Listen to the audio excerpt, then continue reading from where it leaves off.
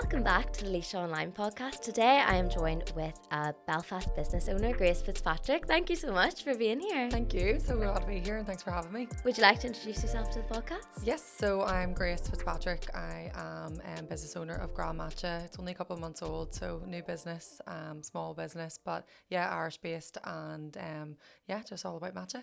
And it's only a couple of months old, but it's doing so well. Yeah. I love it. Oh no, I'm so glad.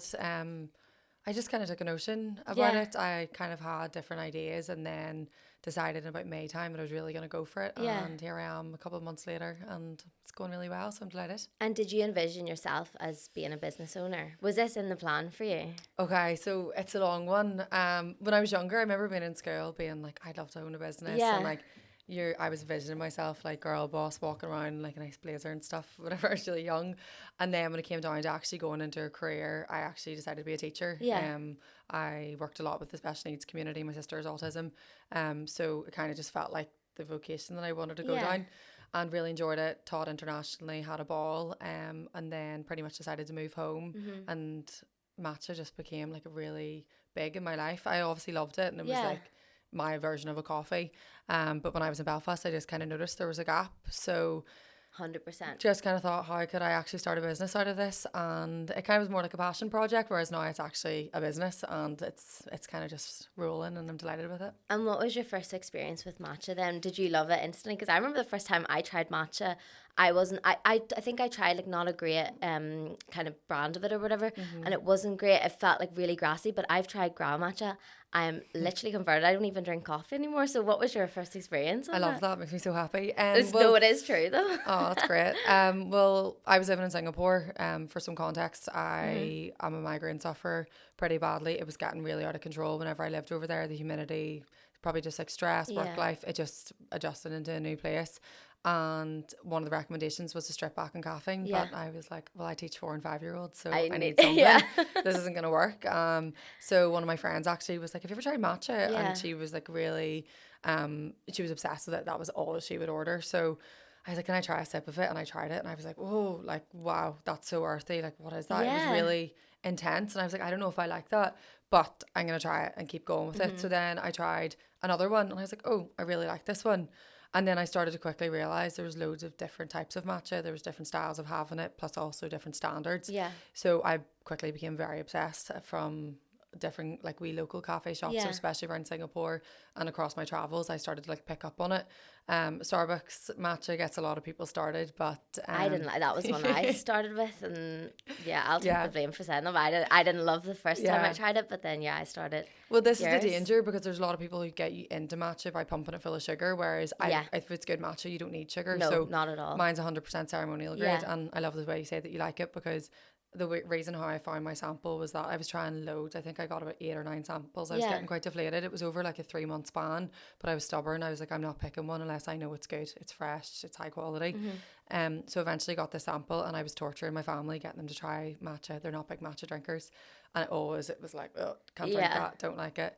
And then this one matcha, I tried it. I was like, I love it. There's something different about it. I got my wee sister to try it. She's doing marketing over in Liverpool, so I would trust her judgment quite a lot.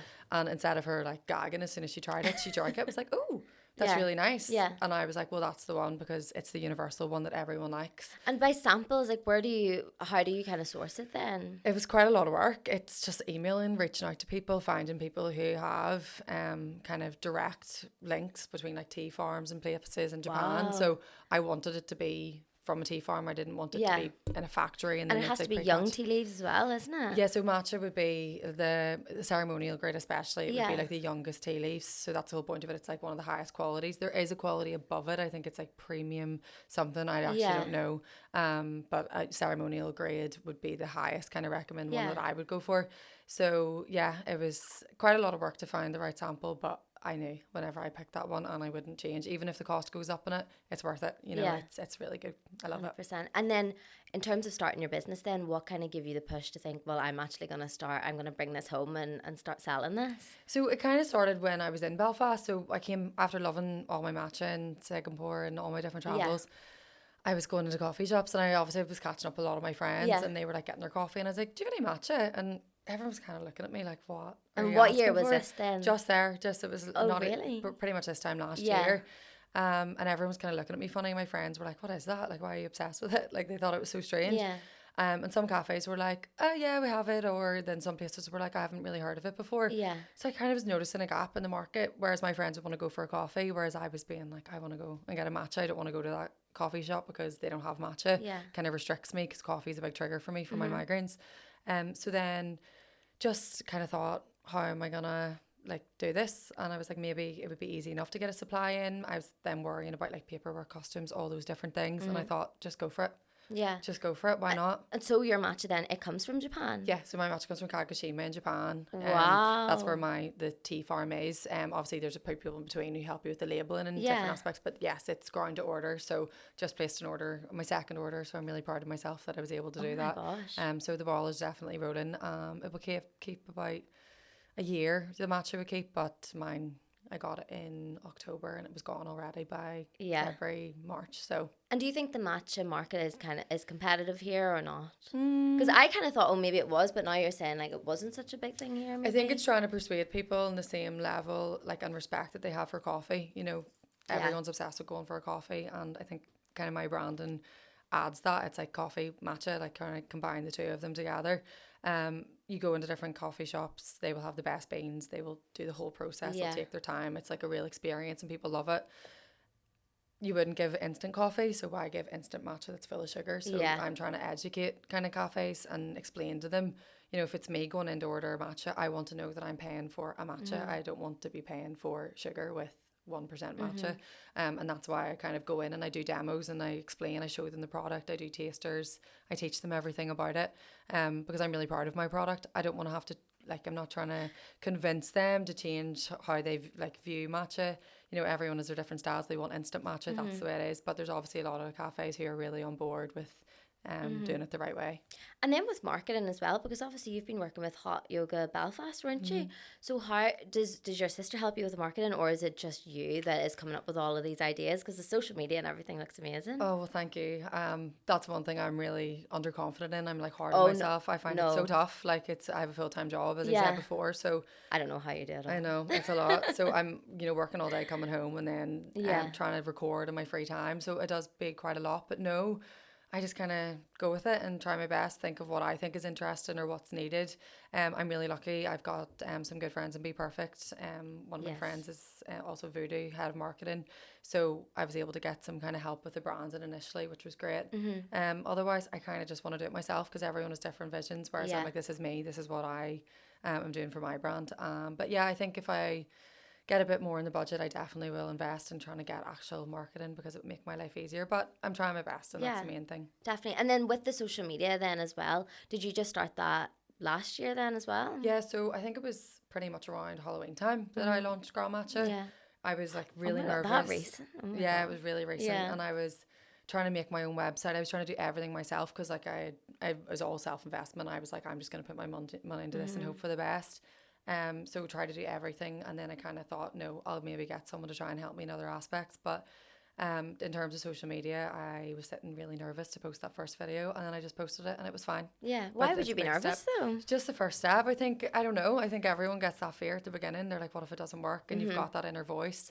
You know, I've had nights lying in bed really doubting myself and be like, this isn't going to work, or what if this, like, people don't like my branding, or what if Belfast isn't ready for the matcha? But like, I think it's 100% ready, and I'm seeing it pop up in all these different places, and it must feel surreal for you now, like the support from kind of the community. Yeah, no, it's amazing. I've met so many really amazing people along the way, and I'm so thankful because the coffee shops are so good at like keeping in touch with me, and naturally they're putting them up on their social media for me, so it kind of goes hand in hand. I put up that they're a stockist, they share the posts, so yeah, no, I do really appreciate it, and I really take the time to make sure that they have everything they need to actually be confident to make a matcha. I have quite a personal service. I would drive down and make sure that I give them the whole demo, and I always advise them like exactly how to make the matcha because I want it to work for them and work for me. So how do you make a matcha then? What is your matcha order? My matcha order? Oh, I am culprit for white chocolate. I love it. Yeah, it's my go-to. Just a splash of white chocolate and oat milk always. I tried making my own oat milk. It was okay. It was okay. I was like really excited. I saw these videos. I was like, I'm going to make this. I was like, I spent a fortune obviously on oat milk. So I ordered the wee nut bag, and I got up one morning really early, and I couldn't wait to try it.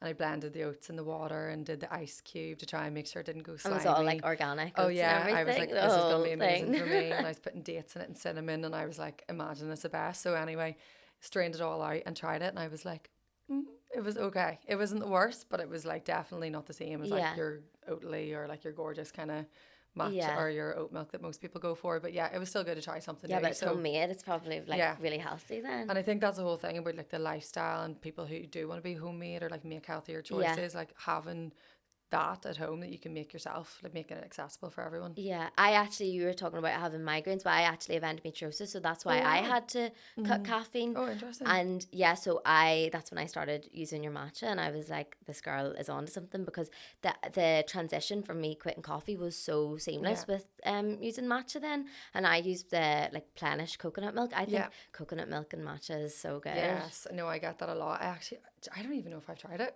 Oh I'm my so god, no, stuck it's in my so ways. good. Yeah, I definitely should. Means But you don't need it like a sweetener or anything, Yeah. really, I think, with the coconut milk. and is it like ease your symptoms at all in any way, or Yeah, is it cutting the caffeine. Actually, for anybody who has got endometriosis, I actually did an episode. I think my last episode was about endometriosis. So it was, honestly, when I cut caffeine, that was when I started to see a real kind of change, and like the symptoms basically lessened a wee bit, not completely gone Yeah. away, but like definitely a change. And same with cutting out alcohol. But yeah, no, I think you're onto something with That's great. the matcha. And it's crazy, like as well with coffee and stuff, you don't realize the impact it does have on your health Yeah. until you cut it, and then Yeah, that's the You thing. see It's like it. the jitters, and like, you know, people worry whenever they try matcha. They're like, how's this going to impact me? Like, Yeah. am I going to be up all day, or am I going to be shaking? And I've Not had a at lot all. of people reluctant to move away. They're like, I love coffee, I don't want to change. And Yeah. I'm like, well, just try it and see. I would say majority of my friends, especially who've started matcha, won't go back to coffee. Yeah. Now. They're like, I'm obsessed, I'm addicted. You Yeah. have me hooked. You know, even one of my best friends and her fiance, they're like, we don't have morning coffee, we have morning matcha. Yeah. And I think it's so funny because it's like the reluctance people have to start it, but when they start it, they're like, this is actually really nice. And I think that's the thing. You can be really easily put off matcha if you get a bad one, and that's why I Yeah. want to go around to cafes and really try and educate them, because Yeah. I don't want people being like, I don't like that. It's like, you do like it, you just Yeah. haven't had the right one. And I think sometimes you can use too much as well. Like I remember, as I was saying about the first matcha I tried, I was so green. Like, do you know the way, like it's meant to be like a kind of light, like Yeah. nice looking color, but it honestly just looked like someone had poured like grass into a cup, and I was like, never again, I'm not No. trying this. And then, as we were saying, my friend Molly got me onto Ah. your matcha, and then I was like, yeah, I won't turn back. But you said, I seen on your website, you said Japan inspired you. Talk to me about that. How was Japan? Oh, I love Japan. Yeah. Honestly, if anyone wants to sponsor me for a trip to go over and be the And matcha me, oh expert, my I'm God. like, I'll go. I just Yeah. love it. I think it's just so amazing. I was really lucky when I was a teacher. I taught one of the best, most gorgeous pupils ever. The family were amazing, and we always kept in touch. So I always wanted to go to Japan, but I'm not going to even think in my head right now. Matcha wasn't even a business idea in my head at that point. I just loved matcha. So Yeah. it was more like my passion that I knew when I go over here. Also, I'm going to get loads of matcha, and I loved it. Everything was matcha, like matcha pancakes, matcha Kit Kats. Yeah. Everything was matcha. It was amazing. There's so many different, wee treats and snacks, Yeah. like things you would never think of. So the family that I taught with in Dubai, we met up again whenever we were in Tokyo. Yeah. So they did a whole experience with me. They brought me all around the local markets, different places, which I loved, because I got a real like one-to-one experience, Yeah. which I thought was amazing. And I got a lot of insight from her about matcha. She said that they view matcha as like a sweet treat. So whereas we're like, Oh, it's healthy. yeah, it's Like, healthy. they're I like, know. "Oh," they view it as like a sweet treat. Yeah. I remember like my pupil and I, we were having like a wee ice cream together, and it was really sweet. And I was like, oh, so it was really nice like to do local and explore it. But yeah, their quality of matcha is different level. Yeah. That's probably one thing I regret, is not coming home with a suitcase full of it. But But now you've brought it here. yeah, I've brought it here. So there's obviously different standards, there's different qualities. I'd love to keep exploring and growing. Like, there's premium, even more delicate versions out there. You never know what it could grow into. But yeah, I would love to go back again and just enjoy myself with more matcha. And then you've traveled quite a lot as well. So you were saying you were in Singapore as well, yeah? Yeah. Tell me about that journey. So like I'm so interested now. You became a teacher, and then you started your business. So just kind of talk me through that. Yeah, well, I always had it in my head when I was in uni. I love traveling, so Yeah. I did a Erasmus program in Barcelona, and as soon as I graduated, I had always had it in my head, I'm going to Dubai. Yeah. And then COVID happened, so we were kind of like trapped in our final year, and it was coming up to the following September and schools were still closed. I was like, I'm unemployed. Like, I can't do anything. Yeah. You know, it was really hard for us because we had no job to fall back on because we were graduates. Obviously, and the schools weren't open. So I was on the computer trying to get myself a job, and someone reached out to me to say they had a vacancy and would I interview for it. So I was like, yeah, why not? And that was in the January interview, got offered it, and literally moved out within like 3 weeks. Oh my god. Yeah, it was crazy. And so that was just like coming out of lockdown then? Yeah, coming out of lockdown. So that was Dubai for like a couple of years, and then was coming to the end of, because I moved halfway, it was a bit awkward. It was just under 3 years. I was like, I want to try a new adventure. So it was touring between Vietnam and Singapore. Vietnam's beautiful. Yeah, and I travelled there and I loved it. So Singapore just ended up coming around a lot easier. So I ended up going to Singapore. But my migraines were really bad. It was really tough, and I couldn't get to grips with them at all. I was going to neurologists. I was trying all different things, and I just couldn't pull it together. So I was finding it really hard, and I was getting them like 3 times a week. So it was really debilitating. And I kind of just made the decision. I was like, I think I should just go home and reset, and like it will always be there. My degree will always be there when I want it, but it was kind of just time to come back. But I had loads of travel experience in between. I was getting to go to Bali for the weekend. So oh wow. And then Dubai to Singapore is like quite a jump. Would you say they're quite different? Because I feel like, well, from I've not been to Dubai, but I know Singapore is like very clean, like very it's just a like picture perfect society. Like, do you think it's like quite different, or were they similar? It's very wholesome. That's the difference. You know, well, Dubai was very much my like party area. I was still like fun, having loads of fun and like had an absolute ball. And then I literally moved to Singapore, and I was sitting drinking a matcha in a coffee shop on a Saturday, and I was like, what has my life become? Like, it was so different. So yeah, it was hard because it was so different, and like the social aspect was different, and you know, there's so many different things, but they were both lovely experiences, and they both brought different things. Yeah. But I'm glad to be home. I think it was time for me to come home. Yeah. And what did you think of Vietnam then when you went? Loved it. I love traveling. Yeah. You can put me anywhere. Did you do the Ha Giang Loop? I didn't do the loop, no, because I was like, if I move here, I'm going to do the loop. Yeah. Whereas I was there for just under 3 weeks, and I kind of did all the different cities because I wanted to say, if I would live there or not. And yeah, I regret not doing the loop, but I'll go back. And then in terms of the Belfast market, you know, starting a business here, how was it doing that in Belfast? And do you have kind of hopes to maybe branch out, relocate again? For now, it's going good.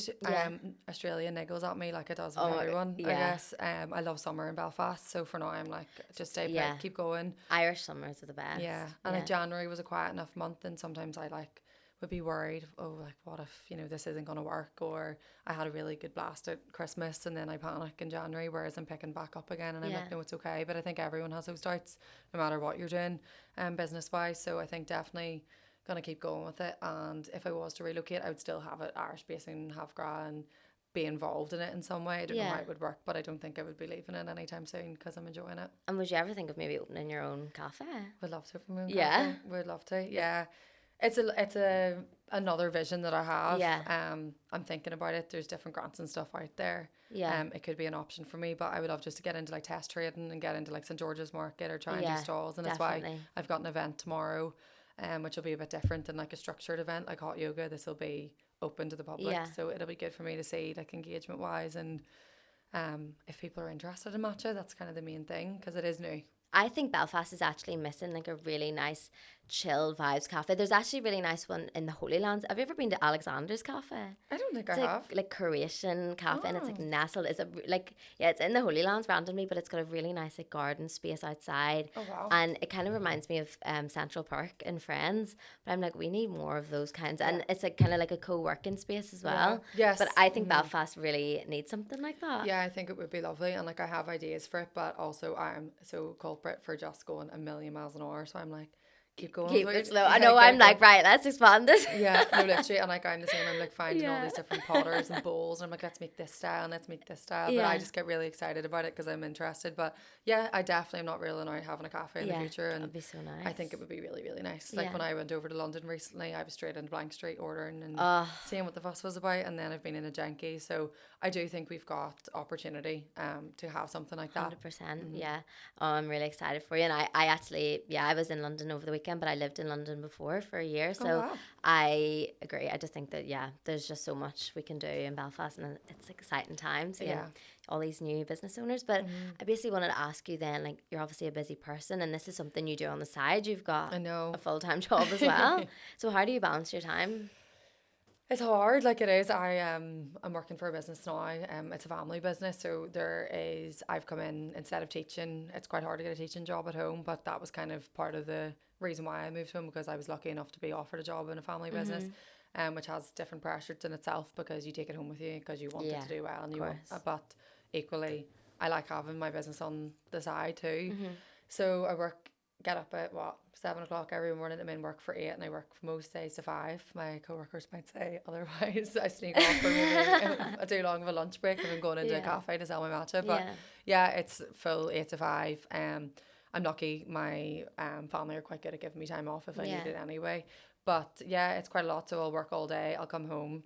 I'll edit, I'll try and make videos in the evenings, and then my weekends I'll spend trying to visit cafes if they've arranged meetings and running up the road, and then also just doing video editing and recording content. So it is a lot, and it is. Sometimes I'm like, oh, I need to take a day off. Maybe I could reduce myself to 4-day week, which would be amazing. Like, do you do any kind of then things to ground you, maybe like any mindfulness stuff, meditation or anything like that? I would go to the hot yoga Belfast and go for a run and go to the gym, but like it wouldn't be. I probably should sit down, but I think I'm just so excited about it still. It's not a chore. It's like I'm buzzing and I'm like, oh, I'm so excited, I need to work on this. So that's a good thing about it. It's not annoying me, or like I don't find it in any way draining, but I'm just really excited about it. But also I'm like, I can't burn out. Like, just take my time. I'm really lucky. My sisters love helping me as well with different events, and I've got really good friends who'll always help. So I'm good. I'm lucky that way. I've got a good circle. And in terms of kind of creating the brand and the visuals that you have and even the name, like how did that all get started? Like I actually think a lot about meditation. A lot of people tell me either like they've come up with something that just like came to them or they like really mull over it. Someone told me they came up with an idea of meditating one time, so that's why I asked you about it.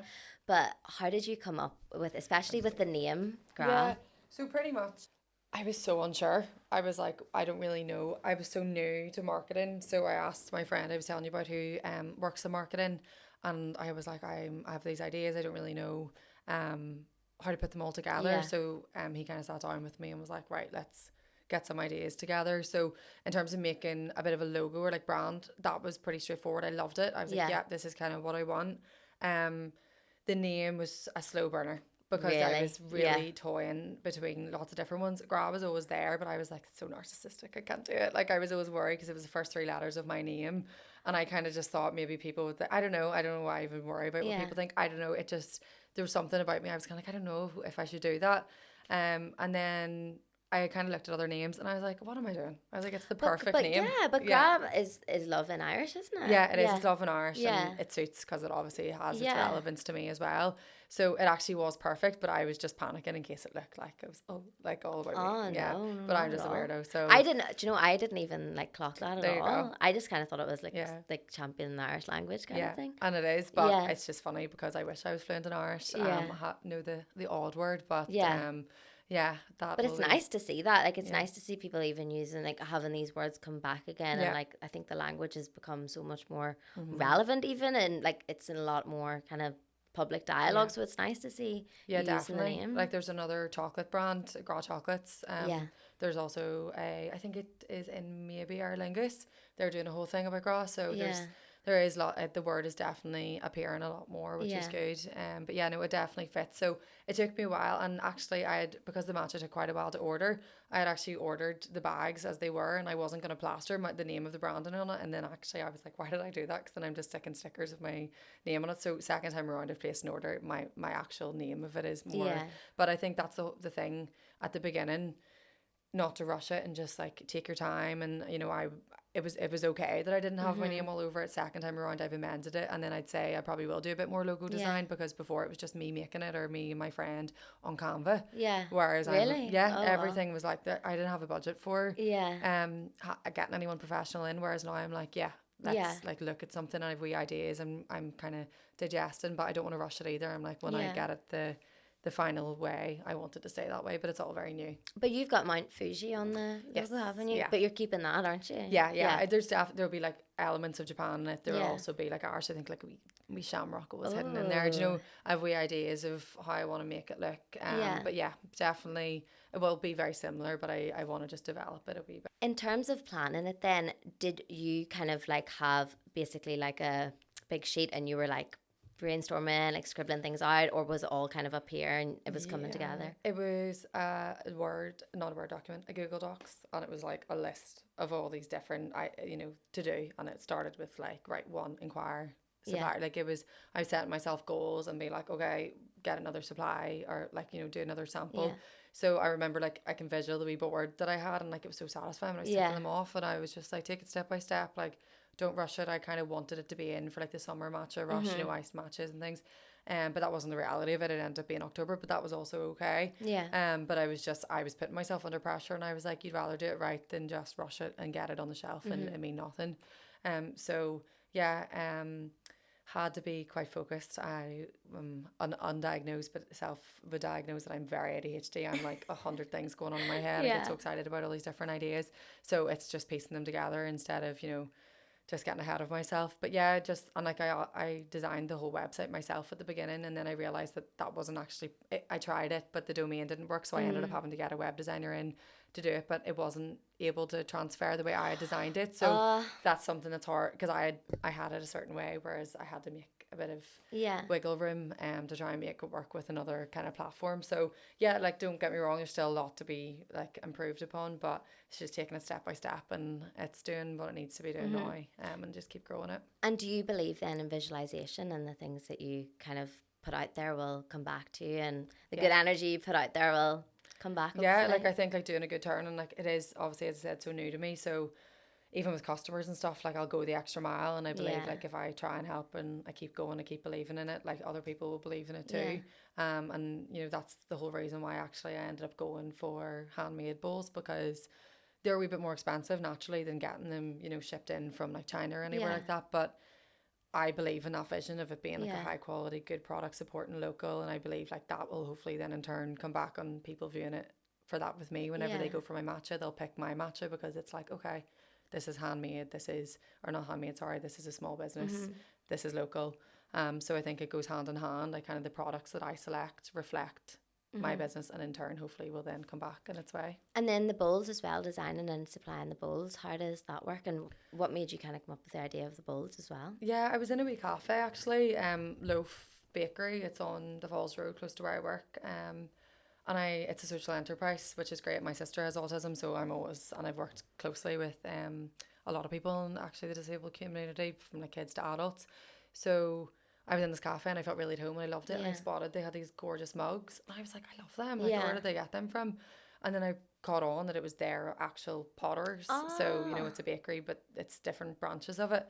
So I looked at the bowls. I was like, these are perfect for matcha bowls. I was like, they're a really nice color. Like they're definitely something. So started just emailed and was like, don't suppose you want to make handmade bowls? So went down for a meeting, showed them like a kind of example of ones that I had ordered in before. And they were like, oh, like, we'll give it a go. So it was just maybe they were really, really busy coming up to Christmas. So I placed the order, and then I only got to pick them up there last week. So I absolutely love them. They're amazing. And then there's 2 other local potters that I've worked with as well. I just think buying local and supporting local.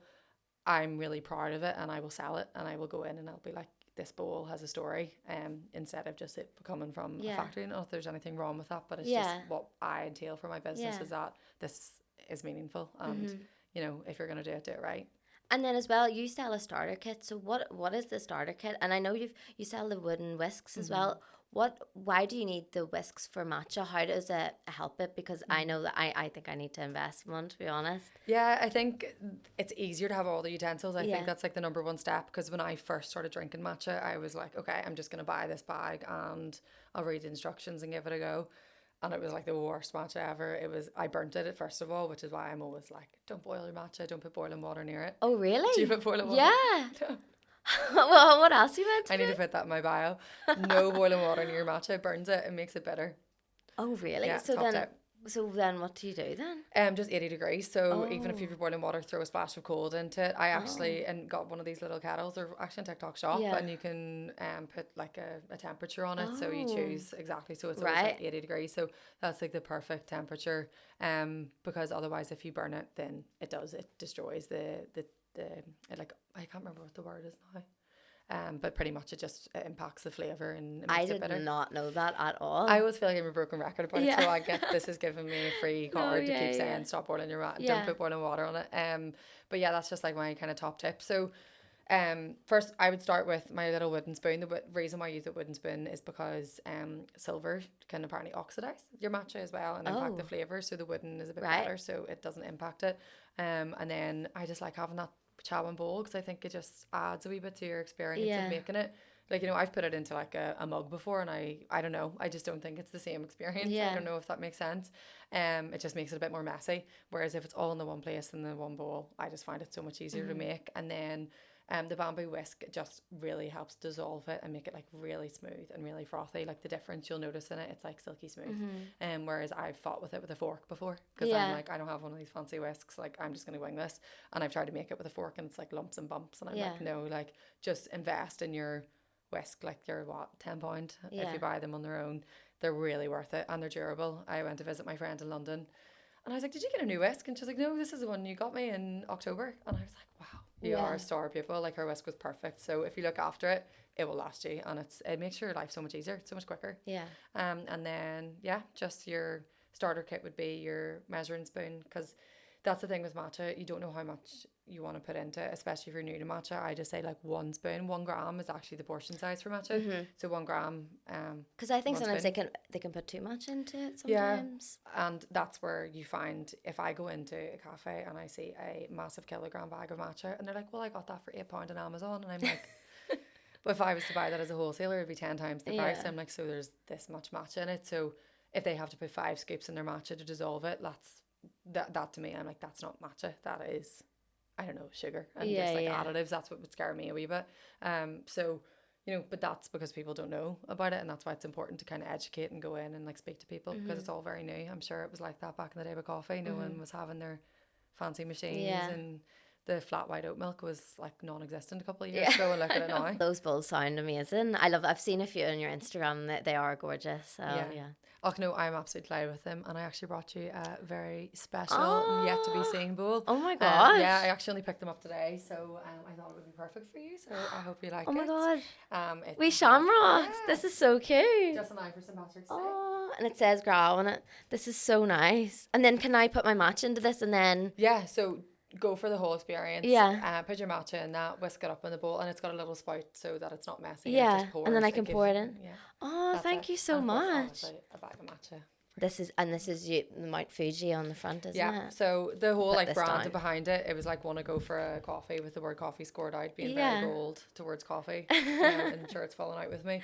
And then obviously like the matcha, and then I just always make a point that it's ceremonial grade because no matter what, if you're not buying my matcha, just make sure that you are buying matcha that is high quality so that like it doesn't impact you negatively in any way, especially if you're trying to make like conscious choices and like health choices as well. So I just think always look out for ceremonial grade matcha. And tell me about the health benefits of matcha then. Yeah, so I actually put all the health benefits on the back of my bag because I think it's important just to like people know. So matcha's packed with antioxidants because it is 100% green tea. There's nothing else in this. So everyone kind of knows that green tea is good for them, but why? Antioxidants in it and an L-theanine.